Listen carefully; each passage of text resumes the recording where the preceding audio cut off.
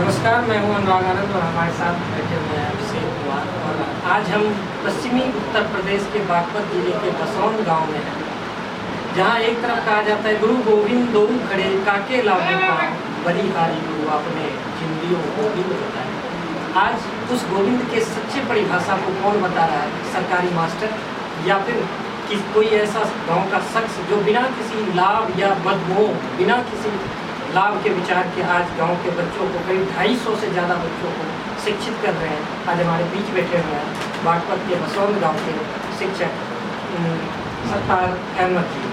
सत्तार अहमद जी का एक लंबा इतिहास है कि इन्होंने आज से नहीं बल्कि पिछले कई सालों से गांव के बच्चों को मुफ्त में शिक्षा ही नहीं दे रहे, बल्कि इन्होंने एक बहुत ही शानदार प्रयास जो किया था, इन्होंने गाँव में लाइब्रेरी स्थापित करने का। आप देख सकते हैं कि किस तरह से हमारे पीछे कई सारे लगभग सैकड़ों किताबें यहाँ पड़ी हुई हैं। इन्होंने काफ़ी अच्छा पहल किया था। शुरुआत में माना जाता है कि 500 से ज़्यादा किताबें इन्होंने इकट्ठा कर ली थी बगैर किसी सरकारी मदद के। एक बहुत बड़ा सवाल उठता है कि गांव का कोई एक सामान्य से परिवार का इंसान जो बगैर किसी लाभ के और बगैर किसी सरकारी मदद की इतनी बड़ी सराहनीय प्रयास कर रहा हो अकेले अपनी हिम्मत पे। माना जाता है कि अहमद साहब को पहले शुरुआती दिनों में गांव के ही कुछ लोग पागल भी कहा करते थे। इन पागलपन के सच्चे परिभाषा को इन्होंने तब साबित किया जब सैकड़ों से भी ज़्यादा बच्चे इनके स्कूल में आने लगे। हमारे साथ अभिषेक इनसे कुछ सवाल कर रहे हैं। आइए हम देखते हैं अहमद साहब के जीवन से जुड़ी कुछ अहम बात। सर, इस गाँव के मुख्य द्वार पे क्रांति ग्राम लिखा होता है। इस क्रांति ग्राम को होने का कारण और इस क्रांति का पृष्ठभूमि इस प्रकार से प्रकाश करना। देखिए, ये जो क्रांति की शुरुआत हुई में एक सैनिक विद्रोह, और वो सैनिक विद्रोह फिर जन विद्रोह में तब्दील हो। क्रांति की शुरुआत मेरठ से हुई, लेकिन इसकी अहम जिम्मेदारी को मेरे गांव के शोध में बाखूबी निभाया। वो किस तरह निभाया? जो 10 मई 1857 को कुछ सैनिक जो जेल से जबरदस्ती छुटाए गए थे, कुछ ग्रामीण यहाँ के बहादुर शाह जफर के पास पहुँचे, उसे अपना नेता घोषित कर दिया। और कई हजार सैनिक क्रांतिकारी उनके नेतृत्व में क्रांति की लड़ाई अंग्रेजों के खिलाफ लेनी शुरू कर। लेकिन एक समस्या थी कि उनके पास खर्चे कहाँ से आए, अनाज कहाँ से आए, बारूद कहाँ से आए। ये जिम्मेदारी बाबा सामंत के नेतृत्व में बसौर गाँव में जिम्मेदारी संभाई। और यहाँ की एक जमा मस्जिद है, एक ही जमा मस्जिद होती थी उस समय। इसको बहुत भौगोलिक दृष्टि से, सुरक्षा की दृष्टि से इसको सामंत ने अपना केंद्र बनाया और पूरे गांव ने इसमें मदद करी।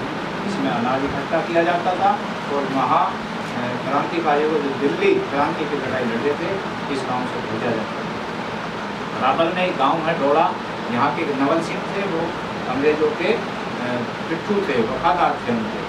उन्होंने ये सूचना अंग्रेजों को दी और अंग्रेजों ने इस गाँव को ख़त्म करने के लिए 16 जुलाई 1857 को एक केवल अंग्रेजी फौज, जिसको गोली पलटन बोलते थे, इससे पहले जो भी हमले उन्होंने करे वो गाड़ी पलटन से करे, जिसमें हिंदुस्तानी सैनिक भी होते थे। लेकिन ये पहला हमला इस तरह का था जो अंग्रेजी फौज से ही कराया गया। मेजर विलियम उसके कमांडर थे, बहुत सूटपुर के कमांडर थे, इलाहाबाद से उसको बुलवाया गया था।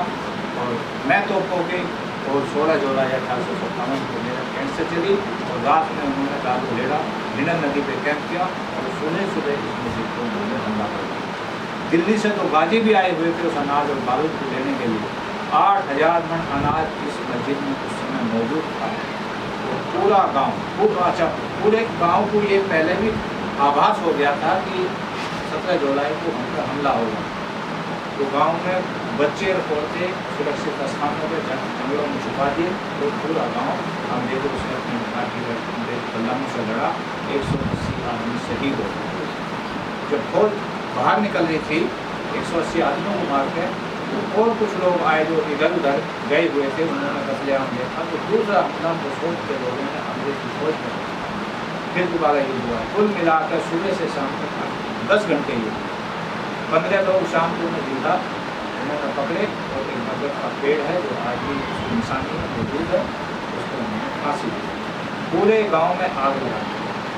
पूरे गांव की ज़मीन छीन के अपने वफादारों को दे दी गई। यहाँ कई पालक अंग्रेजों के भी थे, तो मुगल सिंह के भी। ये तो आप कह रहे हैं 1857 तक। 1800 तो 1857 से लेकर 47 तक में भी अनेक योगदान इस गांव का रहा है आज़ादी की लड़ाई में। आज़ादी की लड़ाई में। जब वो जिनको ये गांव दिया गया था, जो लोग आते थे तो ये गांव खाली हो गया, तो भाग जाते थे।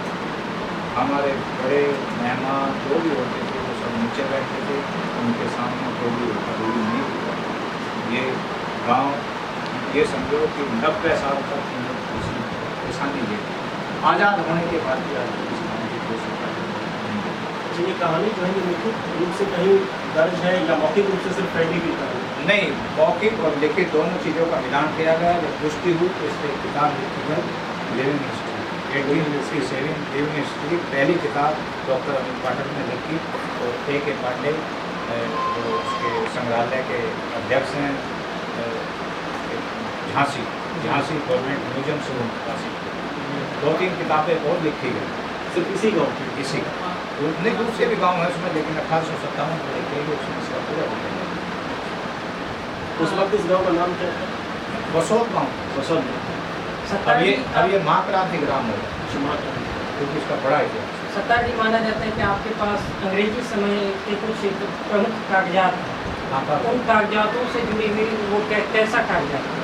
वो कागजात उसमें उस समय डनलप DM थे, रॉबर्ट डनलप, उस 17 जुलाई की जो रिपोर्ट इस गांव की उसने अंग्रेजी शासन को भेजी थी, वो उसमें लिखी हुई।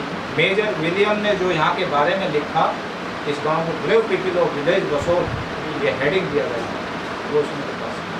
अच्छा, किसी क्रांतिकारी का मूर्ति चौराहे पे या कहीं कोई नाम नाम है, अंग्रेजों को नामों के पते नहीं थे, उन्होंने संख्या ही दी है, किसी का नाम नहीं।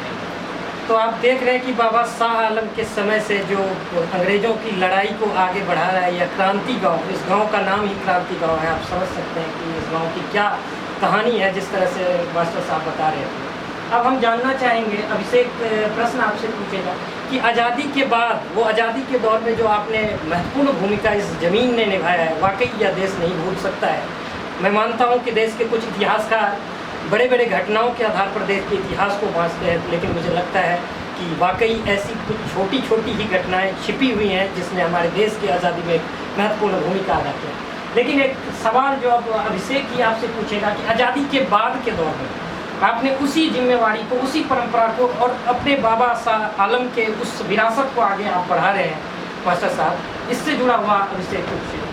ये बताइए कि आपने कहा कि 47 तक हम लोगों ने बहुत सक्रिय भूमिका निभाई, लेकिन इसके बाद आप लोग सरकार को या जो सरकार ने फंड दिए थे बहुत सारे कुछ पंद्रह से, वो फंड मिले सरकारी तौर पे मुआवजे के रूप में? कुछ जो पेंशन मिलते थे स्वतंत्रता सेनानियों के नाम से, बहुत सारे पेंशन चले, जब आप पेंशन यहाँ के लोगों के हाथ लग पाए? वो नाम नहीं है हमें। ये चौधरी चरण सिंह यूनिवर्सिटी के प्रोफेसर S.K. पाल यहाँ आए थे, और उन्होंने जो है एक कानून पास करा कर आए थे 2012 में कि यहाँ के बच्चों की हायर एजुकेशन में फीस माफ हो। वो मुख्य अतिथि के रूप में यहाँ उपस्थित हुए थे प्रोग्राम, लेकिन वो कानून आज तक लागू नहीं। उन लोगों के नाम पर कोई स्तंभ वगैरह या कोई यहाँ पर ऐसा प्रतीक कि उनका नाम जीवित रह सके इस स्तर? ऐसा भी किसी ने कोई मदद नहीं की, सरकारी मदद से ही हो सकता, विधायक निधि से, सांसद निधि से। ये भी जो क्रांति द्वार बना हुआ है उसमें नवाब कोटक हमीद विधायक थे, निधि से। इसका सबसे बड़ा कारण आपके हैं कि जो भी पेंशन मिली उस लोगों का नहीं है, उनका तो अपना विधायक बनना था, MLA बनना था, उनको MP बनना था, वो बने। इन चीज़ों से जुड़ाव कहाँ है देशभक्त लोग लगते हैं। आपके पास में ही मुजफ्फराबाद नगर है, वहाँ पर दंगे हुए, उसी का सटा हुआ गांव इतना सौहार्दपूर्ण तरीके से रह रहा है, तो क्या आपको लगता नहीं कि इसका प्रकोप वहाँ रहना चाहिए, या इस गांव का प्रकोप फैल क्यों नहीं रहा? फैल इसीलिए रहा कि ना कोई सरकारी आदमी यहाँ पर है, ना कोई। आज के दौर में जो आप स्कूल चला रहे हैं, इस स्कूल को चलाने में कई सारी परेशानियां आती हैं। सामाजिक जो लोगों के उलाहने आते हैं उनकी मैं बात नहीं करूँगा, क्योंकि मैं उसे समझ सकता हूँ और मुझे पूरी उम्मीद है कि हमारे दर्शक भी उसे समझ जाएंगे। लेकिन इसके बावजूद एक परिवार को चलाने के लिए आर्थिक रूप से भी कुछ वो होती है, और हर इंसान का होता है कि कुछ फायदा मुझे भी मिलेगा कि, तो इस तरह से जैसे कि हम वो सालाना अपना सादा दिवस मनाते हैं इस गाँव का। एक नेमचंद जैन है जो इसी गांव के बासिंदा थे, आज वो दिल्ली में रह रहे हैं। वो सब बच्चों को जो हम सम्मानित करते हैं, इनाम देते हैं, जो अच्छे टीचर हैं उन्हें सम्मानित करते हैं, तो सारा खर्चा भीमसेन जैन उठाते हैं। बहुत मदद करते हैं। सरकार से आपको क्या उम्मीद है, क्या चाहते हैं? सरकार से हम ये चाहते हैं कि जो हमारा ये तो हमारा एक हक है, ये हक होना चाहिए। जो हमारे बच्चे बेरोजगार फिरते हैं, कोई भर्ती इन्हीं के नाम पर हो, कोई हमारा जो किसी परसेंटेज पे ये लिए जाते हैं, यहाँ इंटर कॉलेज हो जा, डिग्री कॉलेज हो जा, कोई ITI पॉलिटेक्निक हो जा, क्योंकि इस गांव की हमारी वो ज़मीन तो नहीं मिलेगी हमको, लेकिन शिक्षा तो मिल गया। शिक्षा तो हमारा एक अधिकार है। अच्छा, जिस घर के आंगन में संसद भवन बसता हो, उस घर के आंगन से सिर्फ 2 घंटे का रास्ते की दूरी है इस गांव का, लेकिन फिर भी इस गांव का ये आलामत में सौहार्दपूर्ण तरीके से आप सामाजिक रूप से रह रहे हैं, और ये मैसेज, ये संदेश वहाँ दिल्ली तक नहीं पहुँच पा रहा है, नेशनल लेवल पर नहीं पहुँच पा रहा है, इसका बदलाव करना। अब मेरे पास तो इतना बड़ा जरिया नहीं है, मैं तो कहीं किसी मीटिंग में भी जाता हूँ, उसके लिए मुझे कुछ इंतजाम अलग से करना है। जब मैं बात कर रहा था सत्तार जी से, तो इन्होंने आज के पत्रकारिता पर एक बेहद ही चुटकी लेते हुए एक बेहद ही शानदार पंक्ति सुनाई। सत्तार जी, मैं उसे सुनना चाहूँगा फिर से।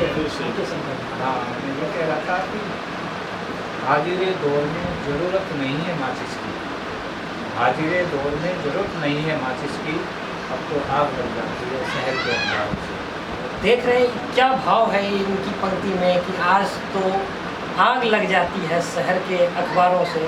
तो सत्तार जी चाहते हैं कि वो आग न लगाकर हम वो क्रांति की आग लगाएं जो वाकई जिसके बीज इन सत्तार जी के ने ज़मीन से बोया है। सत्तार जी चाहते हैं कि सरकार तक उनकी आवाज़ें इन अखबारों से पहुंचाई जाए, ना कि उन दंगों की आग से। धन्यवाद सत्तार जी, आप हमारे साथ बैठे और अपने मैं सिलाई ब्यूटिशन सेंटर भी चलाता हूँ, 100 लड़कियाँ अब भी सीख रही हैं। मैं लड़कियों की पढ़ाई को बहुत ज़्यादा ध्यान दे। इन सब चीज़ों में भी सब कोई सरकारी सहयोग नहीं, कोई फंड, इसी तरह कोई ट्रस्ट ही आपको फंड कर देता है? नहीं, कोई ट्रस्टेबल फंड? कुछ नहीं, बस ये नेमचंद जैन जो है, ये बच्चों को सम्मान दो, बच्चा